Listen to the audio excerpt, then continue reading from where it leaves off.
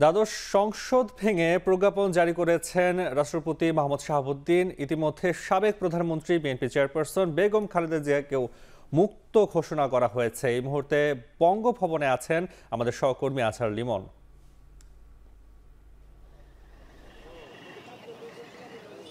হ্যাঁ, নাফি, আমরা বঙ্গভবনের সামনে যথারীতি এই সেনাবাহিনী সদস্যদের নিরাপত্তা দেখছি এবং বঙ্গভবন থেকে কিছুক্ষণ আগে একটি প্রেস রিলিজ জারি করা হয়েছে এবং সেই প্রেস রিলিজেই কিন্তু লেখা আছে যে এই দ্বাদশ জাতীয় সংসদ বিলুপ্ত করা হয়েছে এবং জানেন যে এই সংসদ বিলুপ্ত করার যে ক্ষমতাটি এটি কিন্তু শুধুমাত্র রাষ্ট্রপতির রয়েছে এবং সেই প্রেস রিলিজটিতে লেখা আছে যে তিন বাহিনী প্রধান, বিভিন্ন রাজনৈতিক নেতৃবৃন্দ, সুশীল সমাজের প্রতিনিধি ও বৈষম্য বিরোধী ছাত্র আন্দোলনের নেতৃবৃন্দের বৈঠকের সিদ্ধান্তের প্রেক্ষিতে জাতীয় সংসদ বিলুপ্ত করা হয়েছে।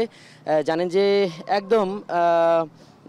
একদম বেলা ৩টার দিকে কিন্তু এই প্রেস রিলিজটি কিন্তু জারি করা হয় এবং যেটি আমরা শুনেছিলাম যে বৈষম্য বিরোধী ছাত্র আন্দোলনের পক্ষ থেকে কিন্তু এই বিকাল ৩টার মধ্যে এই সংসদ বিলুপ্ত করার একটা আলটিমেটাম দেওয়া হয়েছিল। আমরা দেখলাম যে ঠিক বিকাল ৩টার মধ্যেই কিন্তু বঙ্গভবন থেকে এই প্রেস রিলিজটি জারি করা হয়েছে এবং এই প্রেস রিলিজের বাকি অংশে যেটি লেখা আছে সেটি একটু দর্শকদের শোনাতে চাই।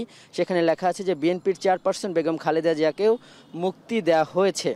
জানেন যে উনি এখন জামিনে মুক্ত আছেন বা ওই সরকারের একটা সিদ্ধান্তে এবং এই প্রেস রিলিজের মাধ্যমে কিন্তু রাষ্ট্রপতি এটি জানিয়েছেন এবং আরেকটি যে ঘোষণা দেওয়া আছে এই প্রেস রিলিজে সেটি হলো যে গেল জুলাই থেকে, একদম জুলাইয়ের ১ তারিখ থেকে বা জুলাইয়ের শুরু থেকেই কিন্তু এই কোটা সংস্কার আন্দোলনটি শুরু হয় এবং বলা যায় যে এই কোটা সংস্কার আন্দোলনকারীদের বিজয়ের দিন গতকাল অর্থাৎ ৫ আগস্ট পর্যন্ত কিন্তু এই আন্দোলনটি চলেছে।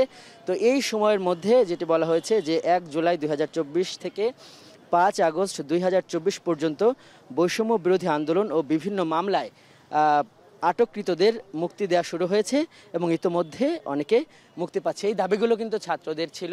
এই গতকাল যারা রাজনৈতিক নেতৃবৃন্দ এখানে এসেছিলেন এই রাষ্ট্রপতির সঙ্গে উদ্ভূত পরিস্থিতি নিরসনে এখানে বৈঠক করতে, তাদেরও ছিল।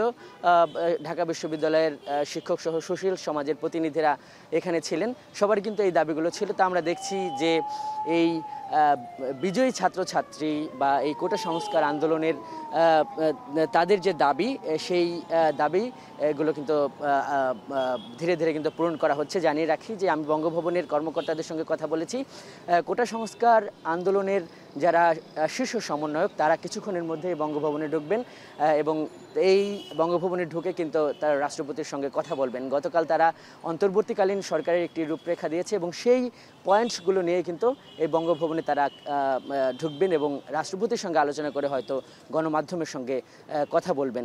তো আজকে যে সংসদ বিলুপ্ত হলো, আজকে সংসদ বিলুপ্ত হওয়ার পর আসলে এই সরকারও বিলুপ্ত হলো। দ্বাদশ সংসদ বিলুপ্ত হওয়ার মাধ্যমে নতুন সরকার একটা শূন্যতা তৈরি হয়েছে এবং এখানে নতুন সরকার একটি প্রয়োজনীয়তা দেখা দিয়েছে আইন অনুসারে। তো যেটি মনে করা হচ্ছে অর্থাৎ আগামীকাল অন্তর্বর্তীকালীন সরকার গঠন হতে পারে, বঙ্গভবনের বিভিন্ন সূত্র এটি আমাকে জানিয়েছে। তো বঙ্গভবনের সামনে থেকে নাফি, এই ছিল আমার কাছে থাকা এখন পর্যন্ত সবশেষ।